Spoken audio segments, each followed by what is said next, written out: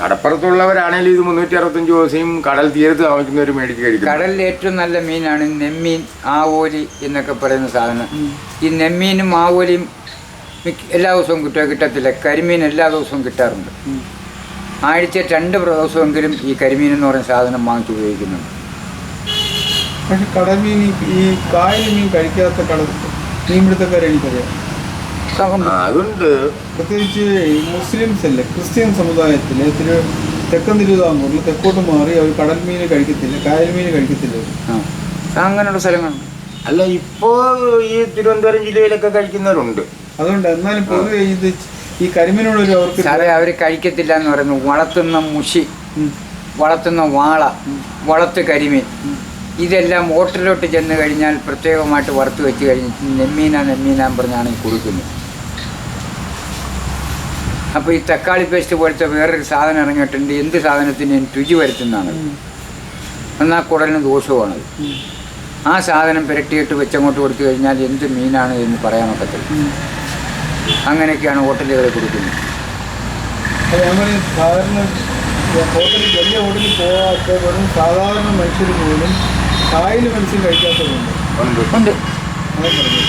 കായൽ മത്സ്യം ഉപയോഗിക്കാത്തവരുണ്ട്. അതെന്താണെന്ന് പറഞ്ഞാൽ അതിനോടൊന്നും കായൽ മത്സ്യത്തിനോടൊരു ഇഷ്ടമില്ലായ്മല്ല, കഴിച്ച് ശീലിച്ചിട്ടില്ല. കൊച്ചിലെ കഴിച്ച് ശീലിച്ചാണെങ്കിൽ ഞങ്ങളാകുമ്പോഴത്തേക്ക് കടലിലും കായലും എന്ന് പറഞ്ഞാൽ ഞങ്ങളുടെ തന്തമാർ കടലിലും പോയി കായലിലും പോകും. ഇത് രണ്ടിടത്തുനിന്നും കൊണ്ടുവന്ന് കറി വെച്ച് കൂട്ടും. ഞങ്ങൾക്ക് കൊച്ചിലെ തന്ന് ശീലിച്ച് ഞങ്ങളിപ്പോൾ കൂട്ടുക. അല്ല, നിങ്ങൾ രണ്ടുപേരും കായലിലും പോകുന്ന കടലിലും പോകുന്നവരാണ്. കടലിലും പോകുന്നത്. അപ്പൊ ഈ കടലനുഭവവും കായലനുഭവങ്ങളുള്ള വ്യത്യാസം എങ്ങനെയാണ്? ഈ തോട്ടനുഭവങ്ങളുടെ അനുഭവങ്ങളുണ്ട്. ഏതിലാണ് ഞങ്ങൾക്ക് കടലിൽ നേട്ടം ഉണ്ടായ സമയങ്ങളുണ്ടായിരുന്നു. ചിലപ്പോൾ അരമണിക്കൂർ പണി കഴിയുമ്പം 10,000 രൂപയ്ക്ക് ഞങ്ങൾക്ക് കടലിൽ നിന്ന് കിട്ടും. കായലിലങ്ങനെ കിട്ടത്തില്ല. കായലിൽ നിന്ന് നമുക്ക് നിത്യമായിട്ട് നല്ലപോലെ കഷ്ടപ്പെട്ടാല് 100, 300, 250 ഒക്കെ കിട്ടത്തുള്ളൂ.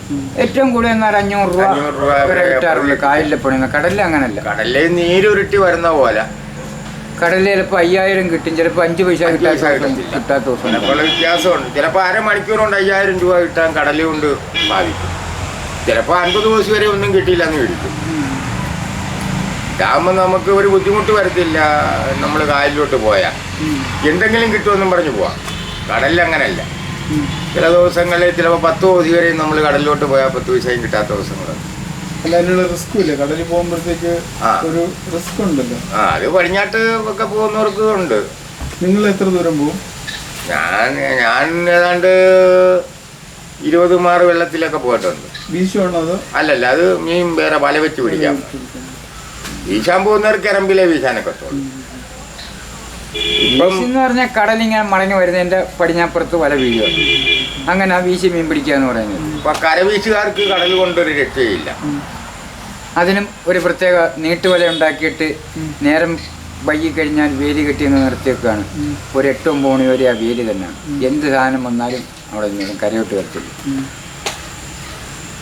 അതിപ്പം സർക്കാരിൽ നിന്ന് എല്ലാ വർഷവും കൊടുക്കുകയാണെങ്കിൽ മത്സ്യത്തൊഴിലാളികളെന്നും പറഞ്ഞ് 4 കിലോ 5 കിലോ വീതം വലയം കൊടുക്കുകയാണ്. വീട്ട് വാങ്ങിച്ചുകൊണ്ട് വെച്ചുണ്ടാക്കി നീട്ടുകയാണ്. ഇങ്ങനെയൊക്കെയുള്ള ബുദ്ധിമുട്ടുകളുണ്ട് ഞങ്ങൾക്ക് ജീവിക്കുന്നതിന്.